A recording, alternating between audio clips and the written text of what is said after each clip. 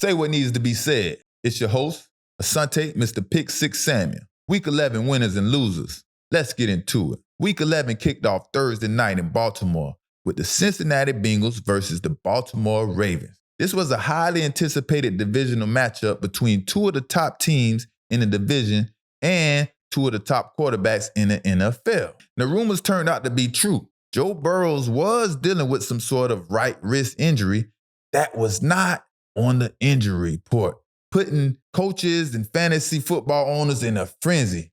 Everyone was upset that he was not on the injury report and did not finish the game. But as the first half began, you could see the Baltimore Ravens defense would dominate this game. Although Cincinnati ends up taking the lead 10-7 with 5 minutes and 49 seconds left in the first half, Ravens defense remained in total control. Then Lamar Jackson starts to take over, scrambling to create time and space with his feet and making the Bengals in the meantime look unconfident, unsure of themselves, ending the half 21-10. Baltimore remains in first place after this victory, and that's what they like, and they love it like that. But for me, I love an underdog. I love a comeback story. And I love to see Odell Beckham Jr. getting back to his old playing ways and his old habits, because Lamar and Odell are starting to look comfortable together. And that could be very, very scary for future defenses in the future. These two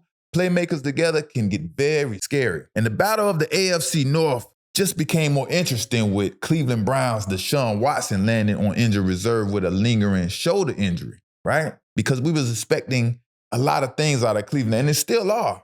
And we want to see what they could do because they have a top and a number one defense. Let's talk about these quarterbacks a little bit, because in this era of football, I think it's important to have two legitimate starting quarterbacks on your roster. The backup quarterback position is just as important as a starter now. See, the Cleveland Browns had a perfect opportunity to have two legit starting quarterbacks on the roster, but decided to trade Josh Dobbs, who is now leading the Minnesota Vikings as a starter, and he's a winner. He's a proven winner, and he won his first game as a Minnesota Viking. So I know Cleveland Browns, I know that is biting them in the butt because they looked at Josh Dobbs like he was not an asset on his team. And as you can see, he is definitely an asset. Pittsburgh Steelers versus the Cleveland Browns. We're going to take this one to the Cleveland Browns Stadium. Holding strong at second place in the division, this was the most physical game of the week between the Cleveland Browns and the Pittsburgh Steelers,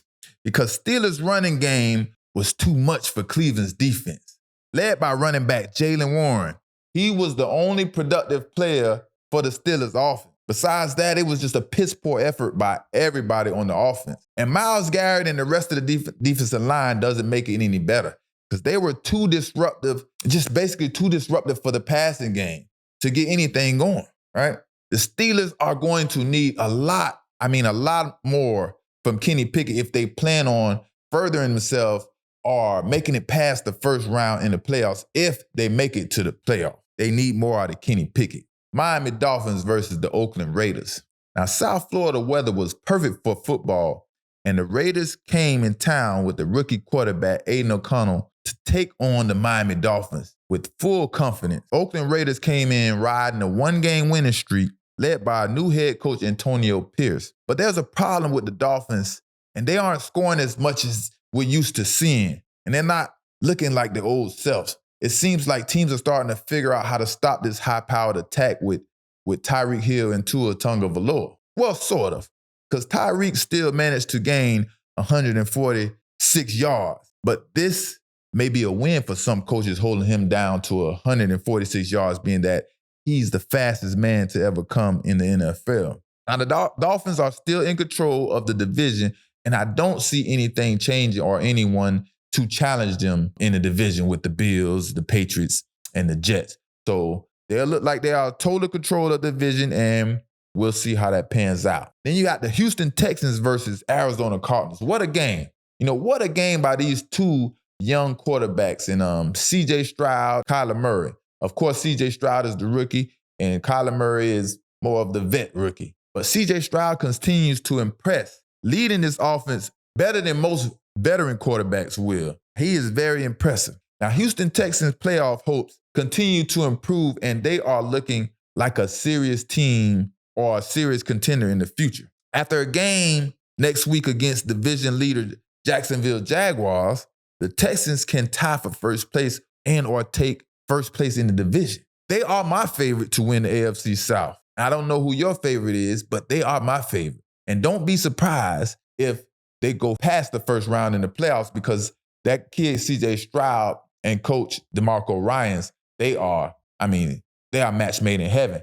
They are strong together, they are confident, and they are playing very good ball. Now, Arizona Cardinals are better than they were before, but they just don't have enough time to catch up to week 11 and week 12 with Kyler Murray just coming in under the center. They do look good, and they are a lot better than they were before, but like I said, it's just not enough time, and the defense is just not good enough. And now you got the Dallas Cowboys versus the Carolina Panthers. Man, let me just say it. The Carolina Panthers are a bad football team right now, and they need a lot of help in a lot of areas. And they need to fix that fast. And I'm not exactly sure what the answer is, but Bryce Young is suffering, and there's 7 long weeks left to continue to struggle and suffer if something doesn't change. And that can ruin a young player's mentality. But the Cowboys came in there and handled their business, making plays all over the field. And being a cornerback, I have to give shout-outs to cornerbacks. When cornerbacks are making plays or doing something outstanding on the field. And cornerback DaRon Bland, oh man, he stepped in beautifully, making himself a factor on the defense, returning 4 interceptions for touchdowns in the NFL. And that's the NFL record. And like I said, he stepped in beautifully for the Dallas Cowboys when Trayvon Diggs went down. And we all know Trayvon Diggs is a playmaker, and DaRon Bland stepped right in, and they're not missing a beat. A shout out to DaRon Bland.